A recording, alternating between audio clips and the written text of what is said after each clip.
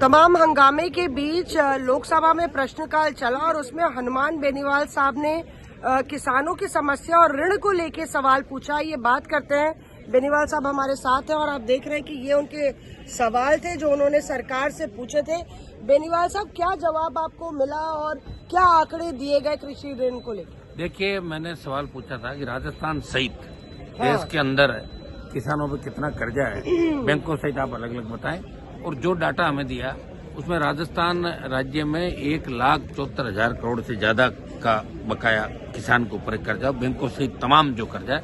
और कर्ज माफी की हमने मांग करी कि सरकार अपनी मंशा बताएं कि सरकार कर्जा माफ करना चाहती कि नहीं चाहती है। तो उसमें मंत्री जी गोलमाल हो गए, उनको पता ही नहीं क्या जवाब देना। जब लोकसभा अध्यक्ष जी ने बीच में बोला, इंटरव्यू किया कि आप तो राजस्थान का बता दो कि राजस्थान में किस सरकार ने कर्ज माफी का वादा किया था, आप बताओ मंत्री जी। तो मंत्री जी उस बारे में नहीं बोल पाए कि किसने वादा किया। कांग्रेस पार्टी ने भी राजस्थान के अंदर वादा किया था, भारतीय जनता पार्टी ने भी वादा किया था किसान का हम कर्जा माफ करेंगे, लेकिन नहीं हुआ।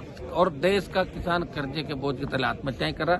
धन्ना सेठों का दोनों सरकारों ने 16 लाख करोड़ से ज्यादा का माफ किया। यहाँ उनका जो कर्ज है, ऋण है, जो ये लेते हैं सारे उद्योग के नाम पे। ये है और महत्वपूर्ण बात ये है कि कर्जा जो है करोड़ों में जा रहा है किसानों का, और जो टॉप पे चार्ट्स पे है वो उत्तर प्रदेश और राजस्थान है, जहाँ 1,71,000 करोड़ का ऋण उत्तर प्रदेश के किसानों पर है और लगभग 1,41,000 करोड़ का ऋण राजस्थान के किसानों पर है। थोड़ा हो गया 1,47। अब आप दिखाइए, ये जो डाटा हमें दिया है 1,47 का, ये बढ़ गया। इसके अंदर नया डाटा जो हमें अवेलेबल नहीं करा है, उसमें 1,74,000 करोड़ राजस्थान पे ऋण है। तो यूपी का भी निश्चित रूप से बढ़ा होगा। यूपी का भी अभी 1,31,000 ज्यादा है। 1,47,000 राजस्थान का उसका बढ़ गया 1,74 है। और ये हमें जो डाटा दिया ये सही नहीं है। 1,80,000 देखिए, तेलंगाना छोटा राज्य है तो उसका 1,80,000 है। 1,61,000 महाराष्ट्र के किसानों का, जिस तरह से बेनीवाल साहब बता रहे कि इससे और ज्यादा भी बढ़ गया। जो डाटा दिया गया पुराना डाटा है, लेटेस्ट जो डाटा है उसके साल का है। ये हमें डाटा दिया है 30/6/2023 तक का। बताइए, 2023 तो 25 आ गया था, हम तो 25 का मांग रहे हैं। 25 में राजस्थान में 1,74,000 करोड़ और यूपी का 2 लाख करोड़ से ऊपर चला गया।